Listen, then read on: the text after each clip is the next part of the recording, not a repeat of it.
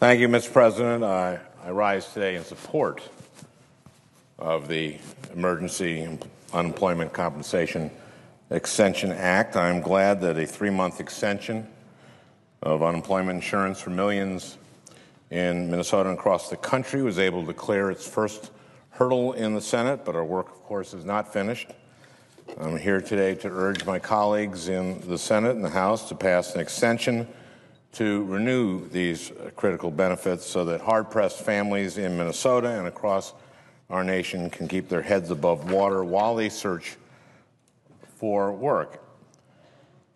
As I've traveled around Minnesota, I've heard from a lot of Minnesotans who want to work. I had a roundtable conference this weekend on Friday. We had 3 women. And we had some workforce professionals. And these women are looking hard and have been looking, and they're part of the long-term unemployed. And these were women who were working. One was in her 40s with 2 kids, 1 little kid, a 3-year-old child, single mom. One was in her 50s and one about my age, in her early 60s. And while they're looking for jobs, and we had a professional there who said one of the hardest jobs is looking for a job. And they need the unemployment insurance to stay in their homes and to put food on the table for their families.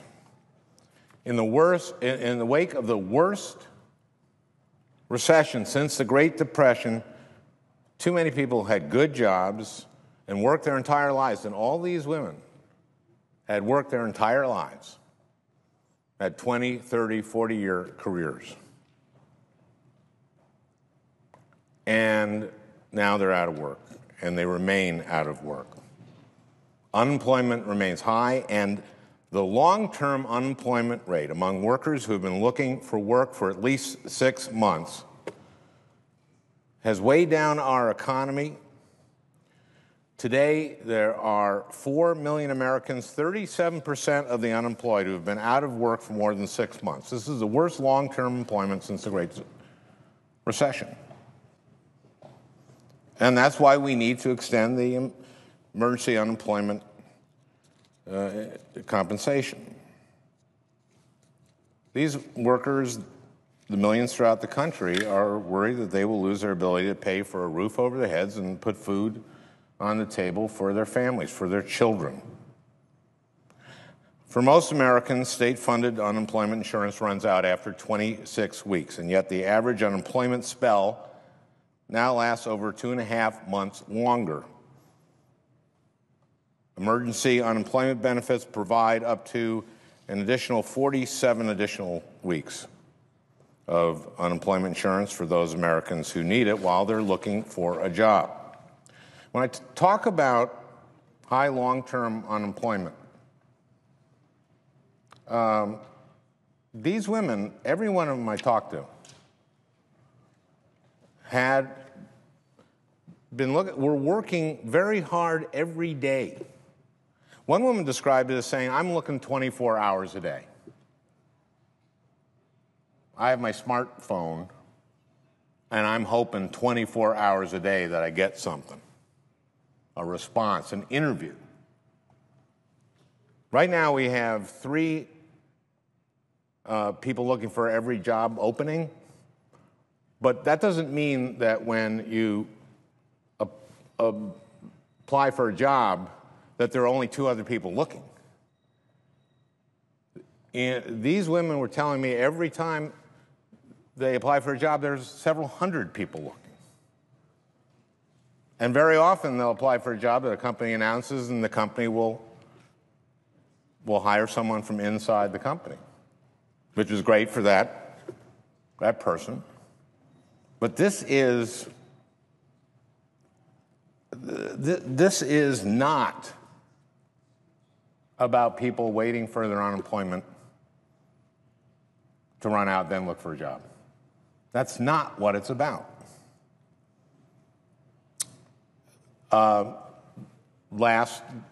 Right after Christmas, 1.3 million Americans who lost their jobs and are looking for work, including 8,500 Minnesotans, lost this critical lifeline of unemployment compensation. And remember, these women I talk about, they paid in. I'm talking about 20 years working, 30 years working, 40 years working in the workforce. And if we don't renew these benefits over the next year, that lifeline will run out for another 3.6 million people, including 65,000 plus Minnesotans. While Minnesota has been fortunate to have a lower unemployment rate than other states, I believe that the 65,000 Minnesotans who will lose benefits without an extension deserve our support as they are looking for work. Congress has never allowed special extended unemployment benefits to expire when the long-term unemployment rate is as high as it is today. In fact, at 2.5%, the long-term unemployment rate is nearly double the level when previous emergency benefits were allowed to expire. And the current unemployment rate of 6.7% is far above nearly all previous rates seen at expiration and is 1.1% higher than when President George W. Bush signed the current round of benefits into law. As I said, on Friday, I met with several unemployed Minnesotans, one of whom was already, actually 2 out of the 3 were affected by are not extending emergency unemployment insurance. I want to share a little bit of their stories, but also the stories of people who have written in, Minnesotans who have reached out to me about how failing to extend unemployment insurance will affect them. John from Cushing, Minnesota, wrote me in December, quote, "I am a 58-year-old sales and marketing professional that was laid off due to a forced reduction and have been unemployed for a year. I have not been able to find even part-time work. I have exhausted my severance package and most of my liquid savings just to cover financial obligations and essentials such as food and utilities. Additionally, I do not have any health care coverage as my income has been limited to unemployment compensation. Now that the federal extension is about to expire, beginning next week, I will have zero income and no job offer pending. I would appreciate your support in doing what you can to reinstate federal unemployment extension in Minnesota, the federal unemployment extension in Minnesota. As for me personally, it is of extreme need, and I would expect many others around the country may also be in such dire straits." You know, almost half, I believe it's actually a majority of Americans, sometime in their life hit a rough patch. And our job is to be there for them. Debbie from White Bear Lake wrote, quote, "There are many of us out here who will run out of benefits next year and are still unable to find a decent job. I've been out of work over 4 months and I'm spending at least 5 to 6 hours a day, every day, looking for a job. While this may not seem that long, I am already concerned about my state unemployment running out and having nothing. The people that actually work are the ones that spend money to help the economy." She's right. We know from CBO that if we extend unemployment insurance, these people spend the money and it goes immediately out in the economy. And actually, CBO says that this will sustain about 200,000 additional jobs. If we don't do this, we will create 200,000 less jobs over the next year. Ann from Eden Prairie. I met with Ann on Friday. She wrote me, "I have unfortunately been unemployed since being downsized from a small consulting organization in April of 2013. I have been extremely active in my job search." Boy, has she. I will tell you. All these women were upgrading their skills. Some of them had gone back to school to upgrade their skills and are still not being successful in finding work. I've been extremely active in my job search, but have regrettably not found new employment. My Minnesota unemployment insurance ran out last week, and I applied for federal emergency unemployment compensation just this past week. I understand it's going to expire at the end of the month. She wrote me this in December. I ask you to please ask yourself what you would do to provide for your family. I have a 9-year-old daughter and a 3-year-old son. I am the sole provider for my family. I volunteer extensively at the school and elsewhere in the community. She is a volunteer. She does that. But she also volunteers looking for a job. She's networking in her volunteer work. She's volunteering for a kid's school, for a 9-year-old school. The 3-year-old, she told me that the 3-year-old went to preschool 5 days a week, then 4 days, then 3 days, then 2 days, now 1 day a week. And how hard is it to look for a job when you have a 3-year-old?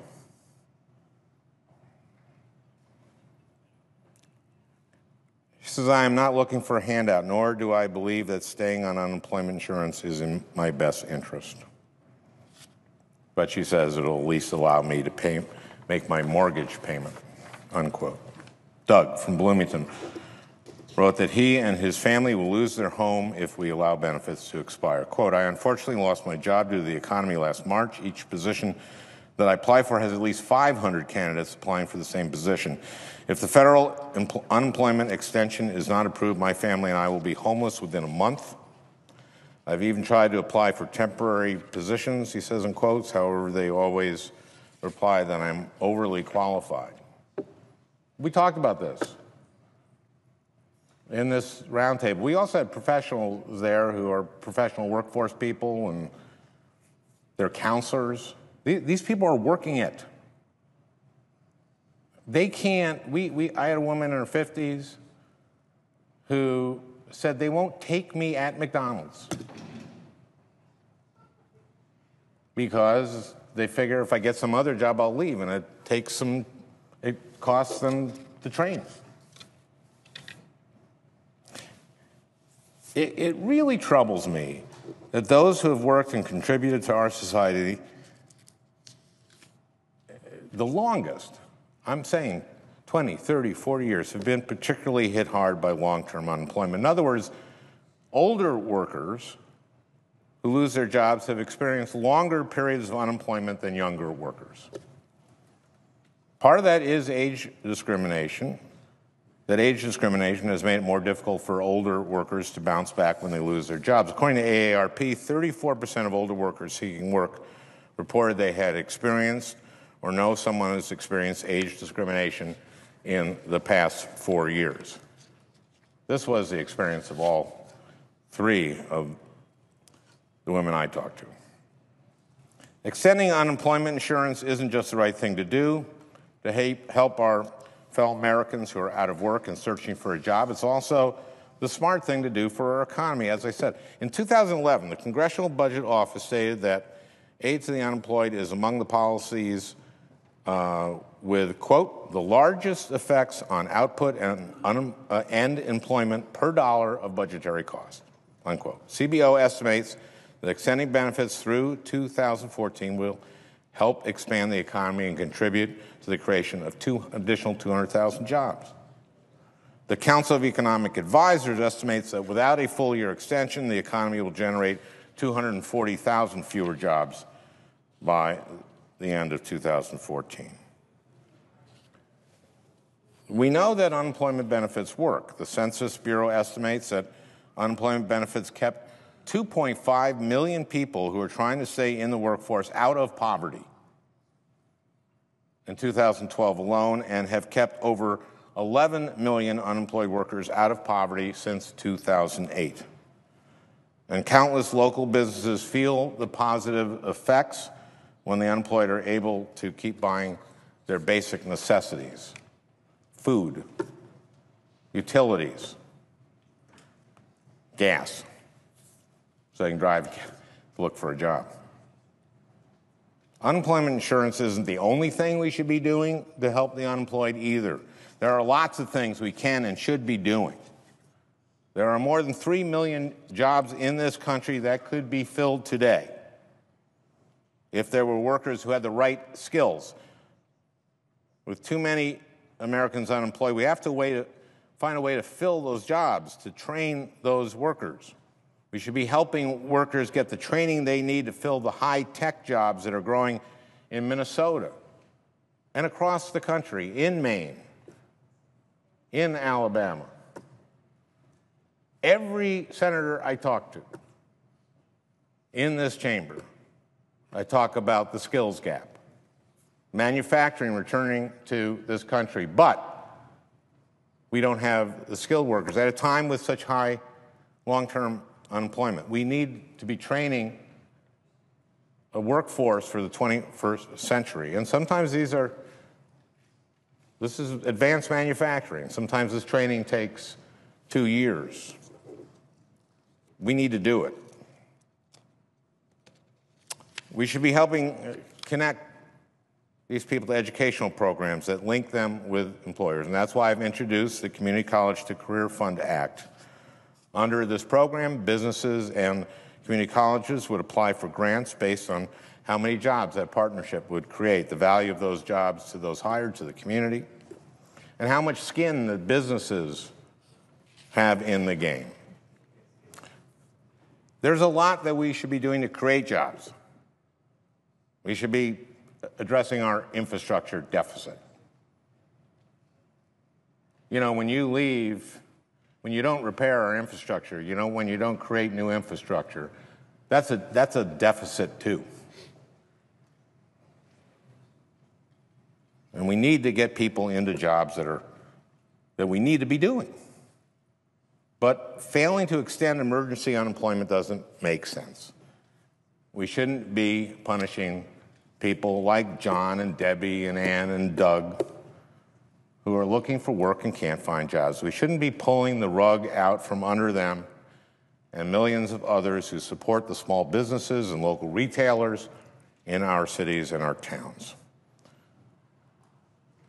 Extending these benefits are something we should do now to jumpstart, to continue this recovery. We shouldn't